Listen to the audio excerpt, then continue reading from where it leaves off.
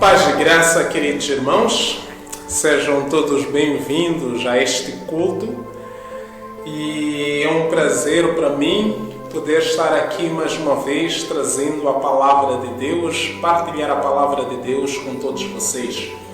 Antes mesmo de ministrar a palavra do Senhor para nós, eu gostaria de convidar-lhe a fazer parte, a inscrever-se no nosso canal. Aí embaixo da sua tela tem todas as indicações, tem a parte onde vem inscreva-se. Você pode clicar ali, inscrever-se de modo que possa receber mais vídeos, de modo que possa receber mais informação de tudo aquilo que está sendo partilhado neste canal Vida Missionária. Então agora que você já tem todas as instruções, vamos fazer uma oração de modo que Deus possa ajudar-nos na ministração da palavra, que você também possa ser edificado, que você possa ser alimentado através da palavra de Deus. Oremos. Eterno Deus e maravilhoso Pai, quero te louvar nesta hora pela tua bondade e pela tua misericórdia, Senhor. Quero pedir, Senhor, que o Senhor possa estender a sua mão, que o Senhor possa usar a minha pessoa nesta hora para ministrar a sua palavra, Senhor, a todos estes irmãos, ouvintes, simpatizantes deste canal, que possam ser edificados, Pai. Em nome de Jesus eu te peço. Amém. Queridos, eu quero iniciar hoje uma campanha com o tema O Deus Desconhecido. E esta campanha praticamente eu vou estar baseada no livro de Atos, capítulo 17. E eu tenho a certeza que o Senhor vai estar falando aos nossos corações durante certos domingos. Hoje vai ser uma campanha em série. Eu quero que você abra sua Bíblia no livro de Atos, capítulo 17. Vamos ler a partir do versículo 15. Atos 17. 15. Diz assim a palavra de Deus. E os que acompanhavam Paulo levaram-no até Atenas, e tendo recebido ordem para que Silas e Timóteo fossem ter com ele o mais depressa possível, partiram. Enquanto Paulo os esperava em Atenas, ficou indignado ao ver a cidade tão entregue à idolatria, de modo que discutiam na sinagoga com os judeus e os gregos piedosos, e todos os dias na praça com os que ali chegavam. Alguns dos filósofos epicureus e estoicos discutiam com ele. Uns diziam: "Que quer dizer esse tagarela?" E outros: "Parece que é pregador de deuses estranhos." Diziam isso porque Paulo lhes anunciava Jesus e a ressurreição. Amém? Graças a Deus. Queridos irmãos, a palavra que nós acabamos de ler foi a viagem missionária que Paulo teve, que Paulo ele decidiu fazer, e ele levou consigo Silas e Timóteo. E a Bíblia nos diz que Paulo praticamente estava vindo de Tessalônica e ele decidiu ir até Atenas, mas ele estava de passagem. E quando ele chegou em Atenas, esperando por Silas e Timóteo que vinham encontrar-se com ele naquela cidade, a Bíblia nos diz que Paulo viu a cidade de Atenas entregue à idolatria, e isso indignou o coração de Paulo. Para que nós possamos ter uma ideia de como era a cidade de Atenas era a capital da Grécia. Era uma cidade mas tão pagã. Eles tinham muitos deuses. Eles tinham estátuas de deuses em quase toda a cidade. Segundo os historiadores, só em Atenas, não na Grécia, só em Atenas, existiam mais de 3.000 deuses. Tanto é que certo historiador chegou a lançar uma ironia dizendo assim, que em Atenas é mais fácil encontrar um deus do que um homem. Isso só para nos trazer a ideia de como aquele povo tinha deuses. Eles eram politeístas. E Paulo, ao ver aquele cenário todo, a ver tantos templos cheios de deuses, cheios de estátuas, cheios de ídolos, porque isso que estava acontecendo ali, Paulo ficou indignado. Paulo, ele teve este sentimento no seu coração. Ele ficou indignado com aquela idolatria que estava acontecendo naquela cidade. E a minha pergunta, queridos irmãos, é: como é que você tem ficado quando você vê tanta idolatria? Quando você vê tantas pessoas nas trevas, como é que tem ficado o seu coração? A indignação de Paulo era um sentimento de tristeza, era um sentimento de constrangimento, porque ele estava a ver tanta gente, mas tanta gente nas trevas. E isto me fez lembrar o que aconteceu também com o Senhor Jesus. A Bíblia nos diz que certa vez o Senhor Jesus também, ao ter visto Jerusalém tão entregue à idolatria, não a idolatria, desculpa, Jerusalém andando, as ovelhas andando como ovelhas sem pastor, ele entristeceu-se no seu coração. E outra vez até mandou os discípulos orarem para que o Senhor mandasse ceifeiros para a sua seara. Então nós podemos ver, tanto no nosso mestre como em Paulo, esta compaixão pelas almas, esta compaixão pelas almas perdidas, pelas pessoas que estão entregues às trevas, pelas pessoas que estão entregues à idolatria. E o que vai ao meu coração é isto: como é que você fica quando vê pessoas que não conhecem a Deus? Você tem o mesmo sentimento de indignação?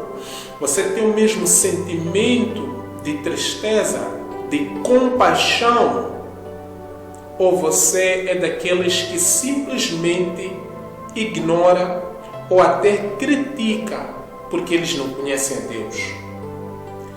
Eu acredito que o sentimento que deve vir aos nossos corações é este que Paulo teve, é este que o Senhor Jesus teve, sentimento de compaixão. Ele ficou indignado com aquela idolatria que estava reinando ali. E veja só, querido irmão, Paulo foi tão comovido, foi tão impactado negativamente com a idolatria que acontecia naquela cidade, que ele decidiu fazer alguma coisa. E o versículo 17 nos diz que ele discutia na sinagoga com os judeus e com os gregos piedosos. Por outras palavras, Paulo viu aquela situação, mas ele não se baseou em somente ficar triste, não se baseou somente ficando indignado. Paulo não se contentou em somente lamentar ou murmurar. Não. Paulo, ele fez alguma coisa, ele fez o que estava ao seu alcance. E aqui vai um desafio para mim e para você. É que nós podemos fazer alguma coisa. Deus espera que nós façamos alguma coisa, algo que está ao nosso alcance, não o que não está ao nosso alcance. E o que estava ao alcance de Paulo era poder discutir, poder debater, poder pregar a todos aqueles que conheciam a verdade. E é um desafio muito grande, queridos irmãos, porque muitas das vezes nós podemos fazer alguma coisa, mas nós não fazemos nada. Muitas das vezes nós sabemos fazer o bem, mas nós preferimos simplesmente não sujar as nossas mãos. Ouvi certo pregador dizendo que realmente a igreja compassiva, ela não se contenta em somente olhar o mundo nas suas trevas, mas a igreja compassiva, ela parte, ela vai até o mundo, ela lava os pés do mundo, ela cura aquele que está enfermo, ela parte para o trabalho. E isto é que é a verdadeira vida cristã e não simplesmente religiosidade. Paulo, a Bíblia diz aqui no versículo 17, que de modo que discutia. Então, a razão, o que motivou Paulo a ir para a sinagoga, apesar de ser um costume que Paulo tinha sempre ir para a sinagoga e poder discutir, debater e anunciar a palavra do Senhor, mas a Bíblia aqui nos mostra que o motivo pelo qual Paulo foi para a sinagoga foi exatamente por causa da indignação que ele tinha em ver a cidade na idolatria. E eu posso aprender algo aqui, queridos irmãos, é que muitas das vezes Deus permite que a gente possa ver situações que nos incomodam. Deus às vezes permite que em nossas vidas aconteçam constrangimentos, situações adversas. Nós ficamos sensíveis a ver tanta corrupção, nós ficamos sensíveis a ver situações que não estão corretas e muitas das vezes Deus está nos chamando para fazer alguma coisa. Você já se espantou? Às vezes você vê algo e todo mundo passa por ali, mas ninguém vê aquilo, ninguém repara naquilo, mas aquilo lhe incomoda. Muitas das vezes é o que Deus, através daquilo, Ele quer fazer alguma coisa através da sua vida.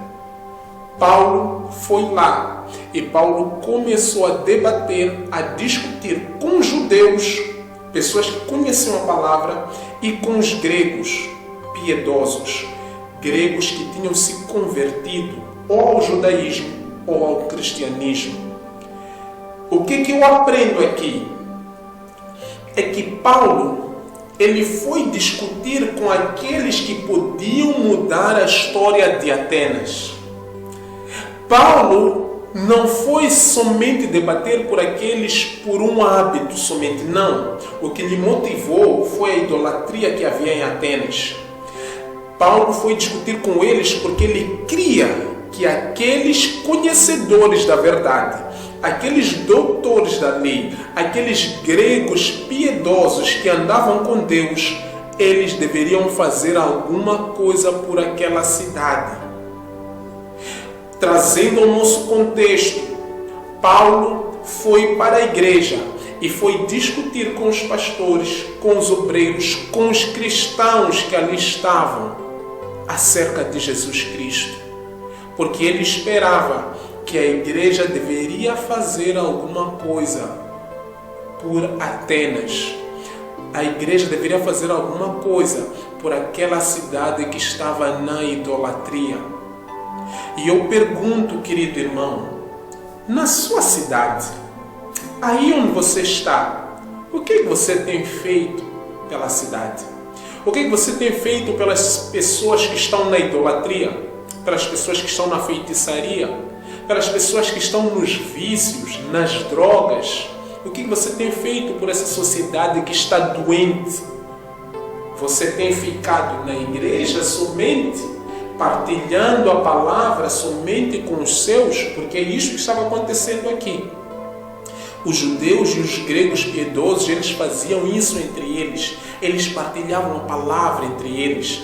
Eles tinham esquecido qual é o verdadeiro significado de igreja. Eclésia, chamados para fora. Talvez é isto que está acontecendo com a igreja atual, a igreja moderna.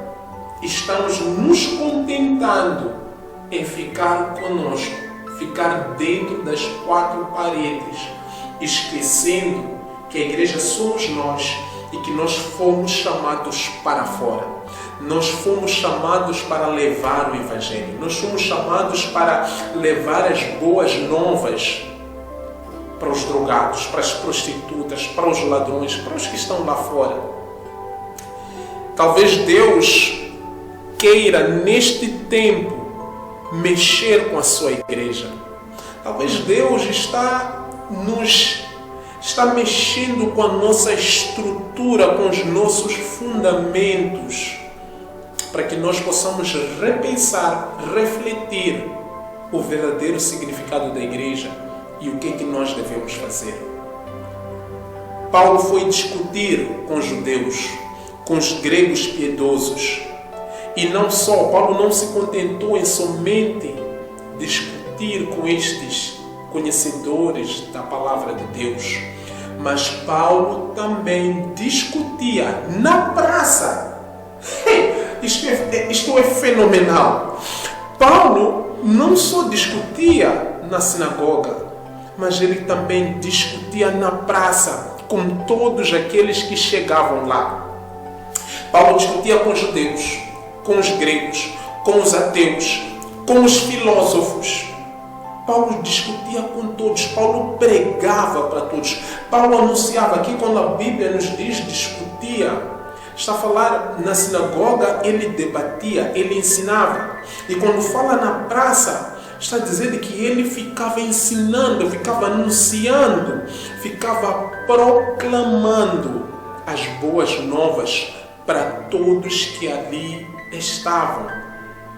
Veja só o que Paulo fez. Ele fez somente o que estava no seu alcance. E a minha pergunta é: você tem feito o que está ao seu alcance? Por que é isto que Deus vai nos cobrar? Deus não irá nos cobrar aquilo que não está ao nosso alcance. Se você for a lembrar a parábola dos talentos, onde que o Senhor Jesus nos contou, Deus foi dando talentos para 3 servos. E foram talentos diferentes. A um deu 1, a outro deu 2, a outro deu 5. E quando ele voltou para poder ajustar contas, prestar contas, ele esperava que cada servo produzisse segundo a capacidade daquilo que recebeu. Porque o nosso Deus é justo. Ele espera de nós aquilo que Ele nos deu, segundo a nossa capacidade. Então não fique constrangido em querer fazer aquilo que não está ao seu alcance, mas aquilo que está ao seu alcance. E Paulo entendeu que estava ao seu alcance e ele fez. A Bíblia nos diz no versículo 18, alguns dos filósofos epicureus e estoicos discutiam com ele. Uns diziam: o que quer dizer esse tagarela? E outros diziam: parece que é pregador de deuses estranhos. Diziam isso porque Paulo lhes anunciava Jesus e a ressurreição. Eu vou terminar neste versículo, assim como nós procedemos até aqui. Paulo discutia com todos, como nós vimos. E a Bíblia nos diz que haviam alguns filósofos ali na praça, porque lembra-se, Paulo discutia tanto na sinagoga, assim como na praça. E na praça estavam filósofos, alguns epicureus e outros estoicos, eram correntes de filosofia, alguns que defendiam a doutrina que existia um Deus que criou os céus e a terra e todas as outras coisas. Mas, em contrapartida, eles não criam na ressurreição. Aliás, as duas correntes não criam na ressurreição de mortos. Uns defendiam e ensinavam que o homem ele deveria ser feliz e ele deveria fazer de tudo para ser feliz e para ter prazer. Enquanto que o outro grupo, eles defendiam que a verdadeira felicidade está no conhecimento, está em buscar sabedoria, conhecimento. Esse que seria o homem feliz. E eles, quando ouviram Paulo falando daquilo, começaram a discutir com Paulo. Começaram a debater com Paulo. E outros começaram a dizer o que quer dizer esse tagarela. E eu quero chamar a sua atenção neste ponto. Porque Paulo foi chamado de tagarela. Tagarela é uma palavra pejorativa, quer dizer alguém que fala coisas sem sentido, alguém que fala coisas sem interesse. Um falador simplesmente fala. E eu percebo aqui, irmãos, Paulo estava trazendo as boas novas. Paulo estava trazendo o Evangelho. Paulo estava anunciando o único meio que o ser humano tem para poder receber vida eterna. Paulo estava trazendo a maior mensagem que um ser humano precisa, a maior mensagem que todos os filósofos, todos os sábios, todos os intelectuais precisam, que é Jesus Cristo crucificado, Mas eles começaram a dizer: o que quer dizer esse tagarela? O que quer dizer esse parlador? O que quer dizer esse fanfarão? E eu percebo aqui que pelo fato de nós estarmos a fazer o bem, não significa que nós seremos bem recebidos por todos. E é isto que aconteceu aqui com Paulo. Paulo, ele começou a ser zombado, escarnecido. E isto deve me chamar a atenção e a sua atenção também, que nós, servindo ao Senhor, nós também iremos passar pela zombaria. Servindo ao Senhor, nós iremos passar por pessoas que gozarão, vão nos escarnecer, assim como fizeram com o Senhor Jesus. Não espere ser aceite por todos. Não espere ser bem-vindo por todos. Aliás, Jesus nem prometeu que nós seríamos recebidos por todos. E pelo contrário, ele até chegou a dizer: vocês serão bem-aventurados quando vos maltratarem, quando vos falarem mal, quando vos receberem mal, quando vos perseguirem por causa do meu nome. Grande será o vosso galardão quando isso acontecer. E isso deve servir de consolo para si, querido irmão. Isso deve servir de consolo para mim.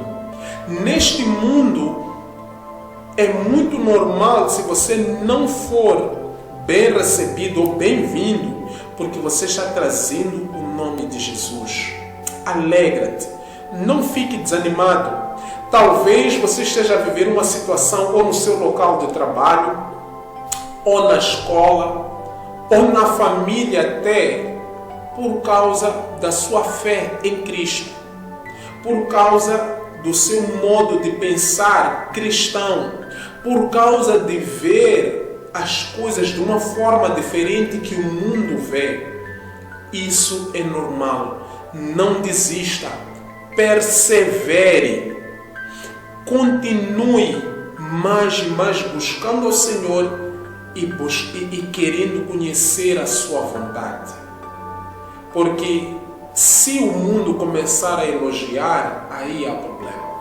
Paulo foi chamado de tagarela. Paulo foi zombado. Por quê? Porque ele anunciava Jesus Cristo. A Bíblia diz aqui, as pessoas começaram a dizer aquilo por quê? Porque ele anunciava Jesus e a ressurreição. E eu acho isto muito fundamental, tocar esta parte, porque a mensagem que Paulo estava trazendo era simplesmente o Evangelho. E a minha pergunta é: o que as pessoas têm falado de si? Como é que o mundo tem lhe tratado? Como é que o mundo secular, não é, tem lhe tratado? Paulo foi chamado de tagarela. Por quê? Porque ele anunciava a luz. E a minha pergunta é: o que você tem pregado? O que você tem anunciado? Qual é a mensagem que você tem partilhado com o mundo? Qual é a mensagem que você tem partilhado nos púlpitos? Qual é a mensagem que você tem levado para a noiva do Senhor? Paulo anunciava Jesus e a ressurreição. Por que ele mencionou ressurreição? Porque a ressurreição é parte do Evangelho. Se nós pregamos o Evangelho sem ressurreição, é outro Evangelho. Porque o Evangelho fala da vida de Jesus.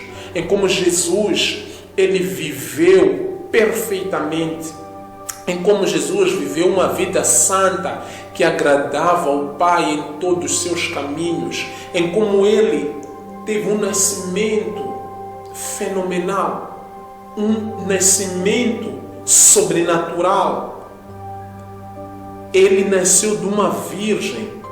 Ele teve um crescimento santo, justo, crescendo na graça e no conhecimento. Ele teve uma vida em que agradava ao Pai em todos os seus caminhos. E o mais interessante, ele teve uma morte, e morte de cruz. Uma morte que até os dias de hoje nenhum ser humano conseguiu inventar uma morte mais cruel e mais dolorosa como aquela que foi inventada ali pelos romanos. A morte de cruz. E Jesus fez isto no meu lugar e no seu lugar. É muito importante dizer isto. Por isso é que Paulo dizia, por isso é que Paulo anunciava. Ele anunciava a vida de Jesus, ele anunciava a morte de Jesus e jamais ele deixava de anunciar a ressurreição dos mortos. Porque Jesus foi o primogênito e com isto ele validou e ele nos deu o penhor de que assim como ele ressuscitou dos mortos, assim Deus também vai nos ressuscitar. A todos nós que cremos no Evangelho, a todos nós que estamos sendo transformados, estamos nos arrependendo continuamente dos nossos pecados, estamos andando com o Senhor. Ele tem uma promessa em nossas vidas. Ele vai nos ressuscitar e nós vamos estar eternamente com Ele no reino do seu Pai. Esta é a fé cristã. Esta é a nossa esperança. Nós cremos e acreditamos que o Filho de Deus, que nos deu a vida, vai nos ressuscitar e estará conosco para todo sempre. E eu quero encerrar perguntando: qual é a sua fé? Você crê nisto? O modo que você tem vivido demonstra e comprova, testifica que você está aguardando a ressurreição, que você está aguardando o reino dos céus, que você está buscando este reino acima de tudo e acima de todas as coisas, com toda a prioridade. Nós não fazemos boas obras ou todas essas coisas para herdarmos esse reino. Pelo contrário, nós fazemos tudo isso exatamente porque nós fazemos parte desse reino. Nós fomos alcançados pela salvação. Eu quero deixar esta reflexão na sua vida, que você possa se examinar e ver se realmente você está andando conforme este Evangelho, se você está andando conforme esta palavra que Paulo estava anunciando. Estavam gregos, estavam judeus, estavam filósofos, estavam todo tipo de pessoas. Alguns que conheciam a palavra, alguns que conheciam a Deus, outros que não conheciam. Mas Paulo se concentrou em trazer a palavra de Deus, o Evangelho de Jesus, porque é isto que nós precisamos. O Evangelho de Jesus. Eu quero orar por si nesta hora, de modo que Deus possa incomodar o seu coração, que o Espírito de Deus possa lhe constranger, de modo que você se renda a Jesus, de modo que você reconheça que Jesus é realmente o Filho de Deus. Baixe a sua cabeça.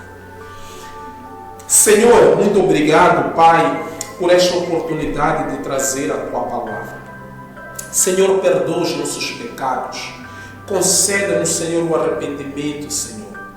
Visita este irmão, Pai, que está acompanhando este vídeo. Que o Senhor possa lhe dar esta oportunidade de se arrepender e de se render ao Evangelho do Teu Filho Jesus. Salva, Senhor, as nossas almas. Salva-nos, Senhor, meu Deus. Em nome do nosso Senhor Jesus eu te peço. Amém. Foi um prazer poder trazer a palavra e eu acredito que nos próximos domingos nós ainda estaremos dando continuidade nesta campanha, o Deus Desconhecido. Que Deus abençoe a sua vida e a sua família, em nome de Jesus. Amém.